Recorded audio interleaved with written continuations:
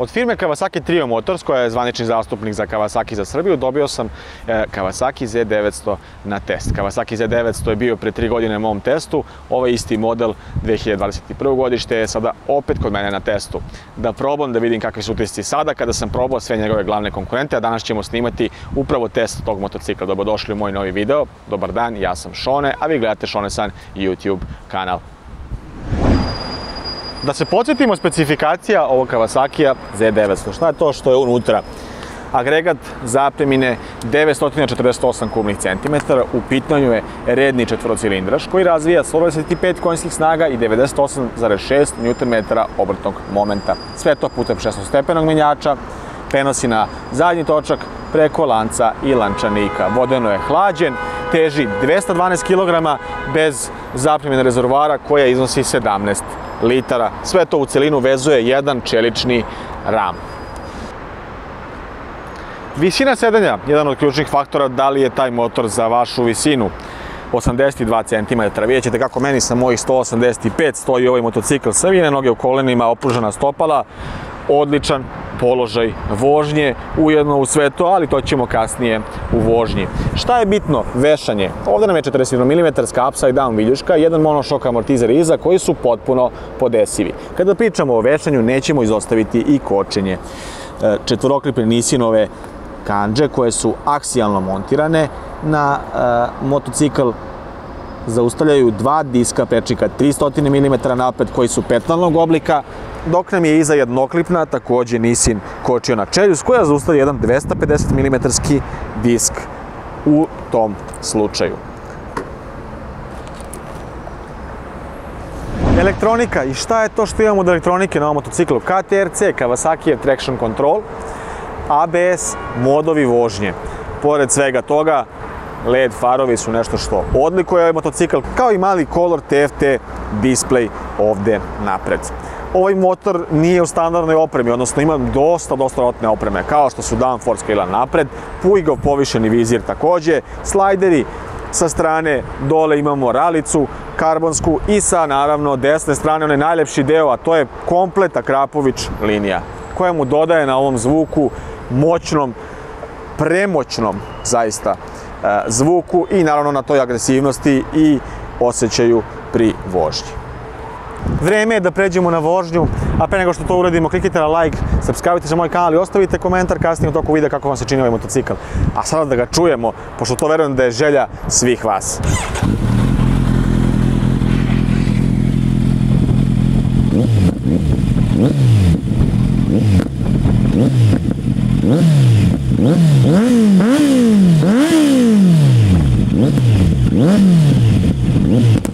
Oh, jao!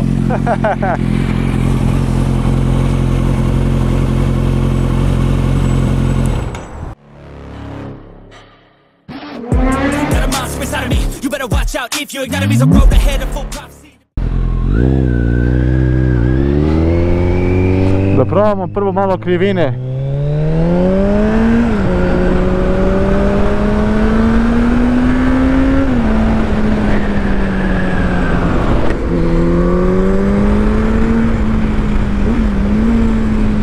Posle 3 godine susrećem se ponovo sa Z900.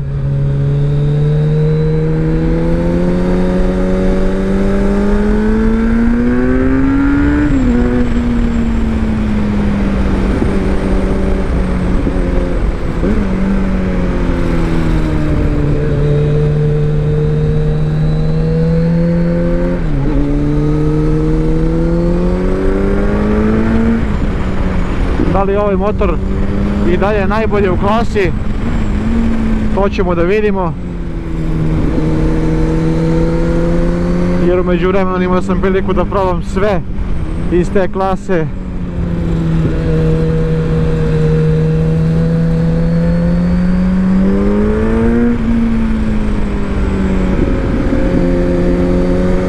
Šta je prva impresija?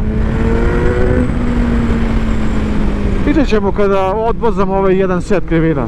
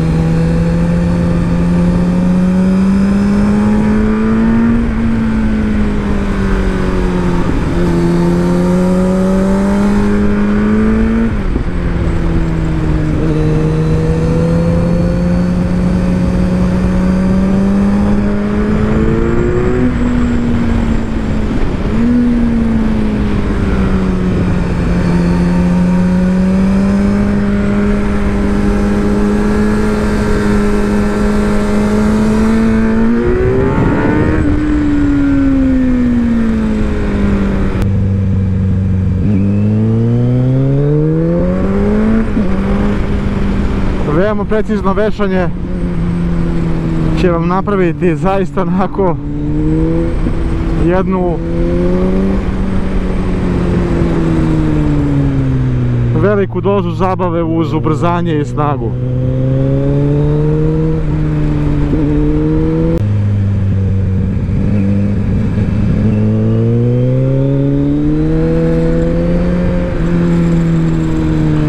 Mnogo se čini da je lakši nego što jeste, inače 212 kg bez zapremine rezervoara je poprilično fino za tu klasu i kategoriju, što ga ne čini onako nešto veoma laganim, ali raspored mase, težište i tako dalje su zaista dobri, te fenomenalna ciklistika čini ovaj motor zaista prelepim za vožnju.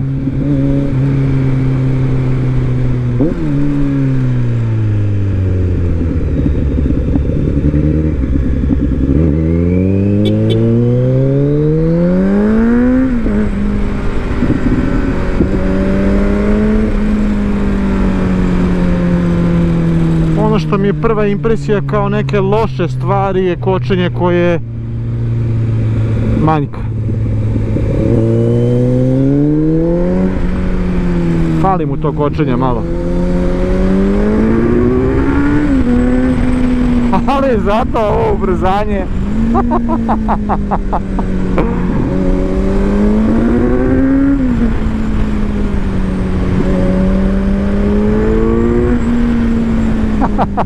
Velika doza zabave, ubrzanje, kombinacija svega ovoga, stvarno fantazija.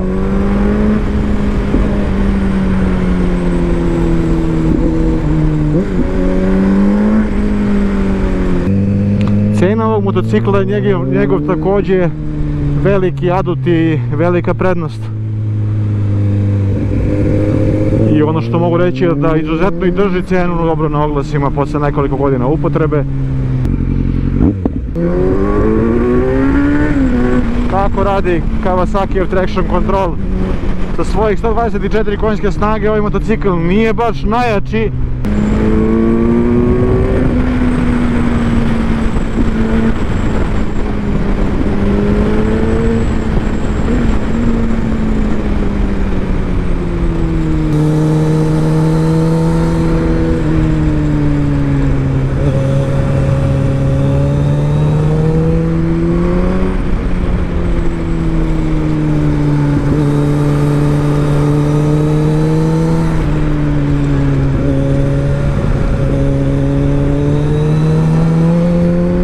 Fantazija kako se vozi.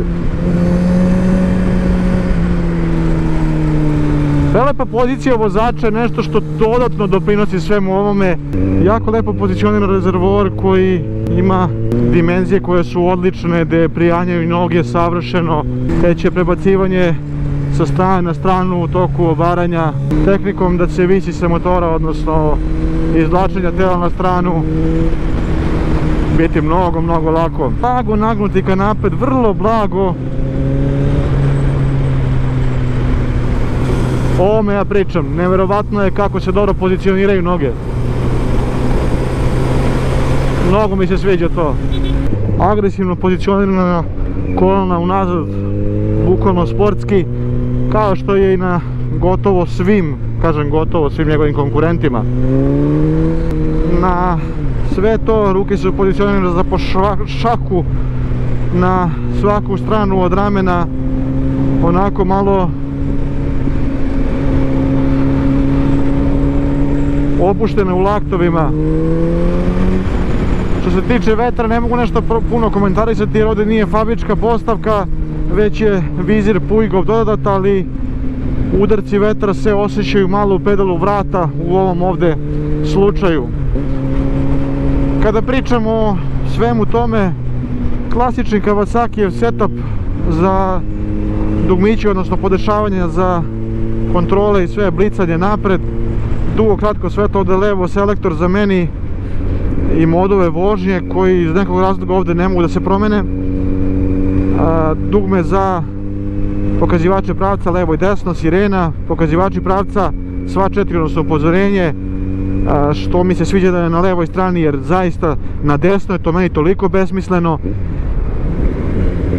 i nikada mi nije bilo jasno to sa desne strane, kao treba da pustim gas da bi pustio upozorenje, pa možda u tom drugu treba da reagujem nešto da upozorim nekoga, idiotizam. Dugme za gašenje, odnosno kill switch, i start switch, odnosno dugme za paljenje motora, odnosno startovanje. Dva dugmenceta za neke povlaske osnovnih informacija kroz meni i jedan color TFT display, možda jedno 4 inča otprilike dijagonale, koji se odlično vidi pod uslovima velikih sunčevih, odnosno velike sunčeve svetlosti ili ti jake svetlosti. Prikazuje sve one osnovne informacije, da su navedeni indikator goriva u stepenima, indikator stepena prenosa, obrotomer, brzinomer, odometar, temperatura, potrošnja trenutno ukupna prosječna, modovi vožnje. Poprilično visok rezervoar koji ide u visinu gornjeg dela stomaka otprilike i kažem, sviđa mi se što je kompaktna, 17 litara zapremine koja je i više nego dovoljna i treba da bude tolika zapremina za jedan naked motocikl ove kategorije. Da se podsjetimo na BMW F900R koji ima zapreminu za 13 litara, što mi je onako totalno jedan apsurd. Naravno, sve to je moralo da doda i na težini ovog motocikla koja se, kao što sam već rekao, ne osjeća. Sad ćemo probati ovdje jedno onako ubrzanje da to bude bezbedno.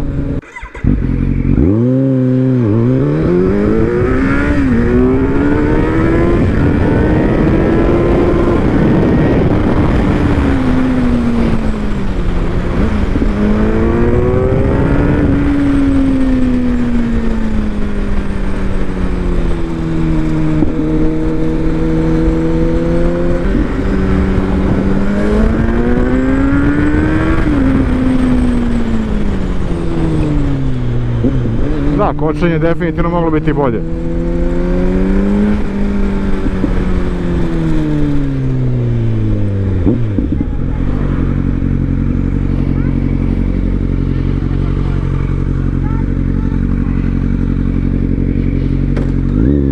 Ajde da vidimo odakle je to.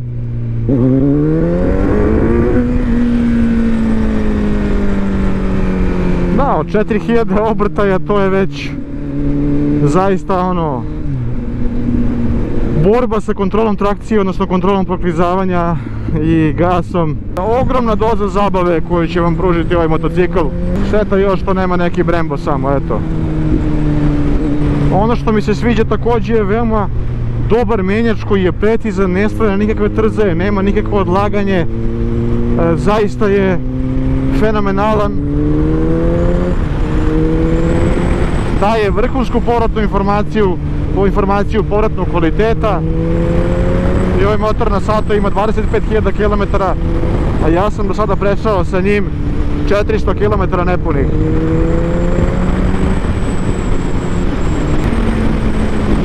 Definitivno je pun pogodak da na ovakvom motociklu imate full Akrapović liniju, pošto zaista bez toga bi bilo jako besmisleno, bez toga ne bi to bilo ono što je sad taj potpuni užitak, jer ovaj zvuk je nešto što dodatno doprinosi ovom užitku vožnje.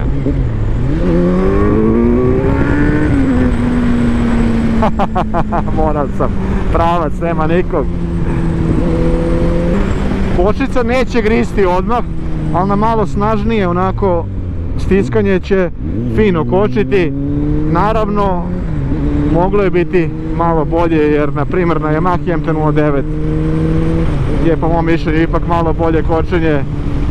Na Triumphu, da ne pričam, ali dobro, Triumph ima Brembo stilemu, ovdje nemamo Brembo, ipak je to razlika svakako. Ne može biti baš sve idealno, prosječna potrošnja pri ovoj vožnji 17 litara, prelazili smo nekih 240 km, ajde da kažemo 250, tako da mu to dođe nekih 7 litara, otprilike ugrubo, ajde da kažemo 7 litara.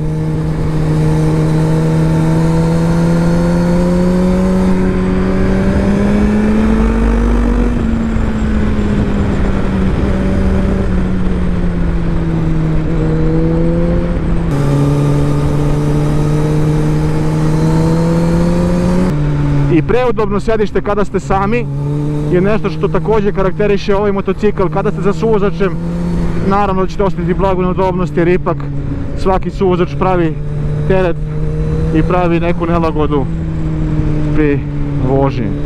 Jedan fenomenalni izgled motocikla, moderna linija, agresivna Z, agresivna linija Hypernakeda. Ja mislim da će biti moderna i za 7, 8, 10 godina.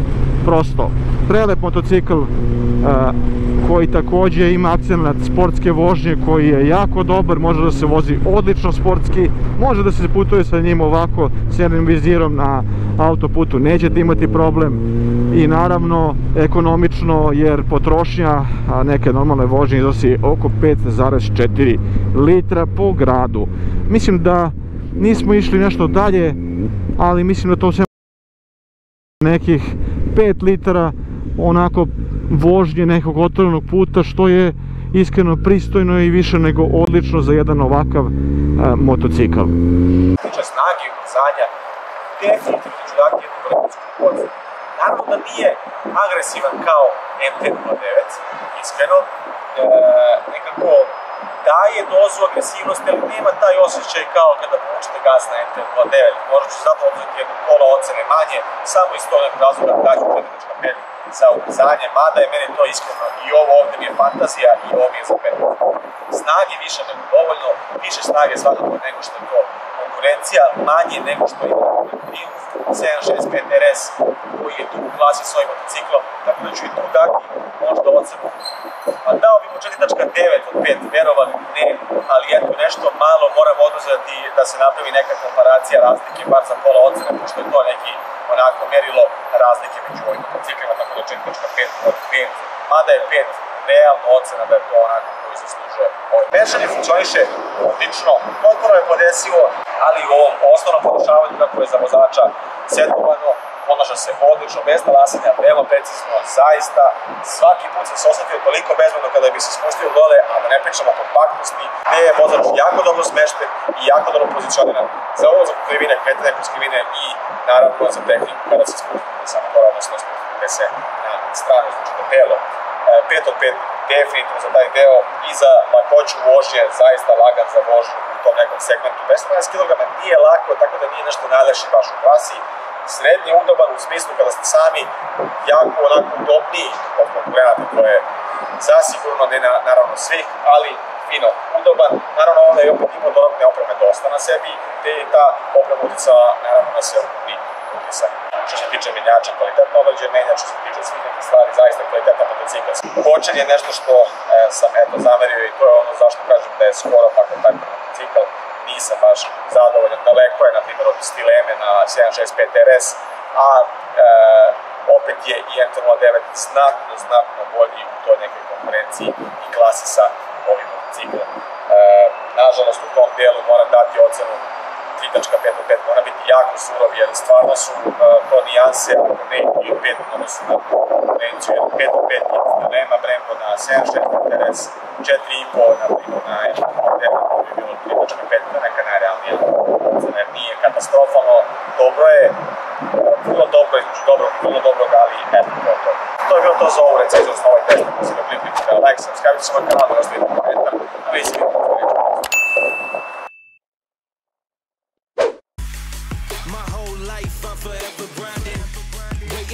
Time to shine just like a diamond. But life is rough and I ain't with that funny stuff. I use it all as motivation, but it's hard to have the patience. Watching time fly by might be the hardest thing I have to do in life. Frustrated that I ain't where I want to.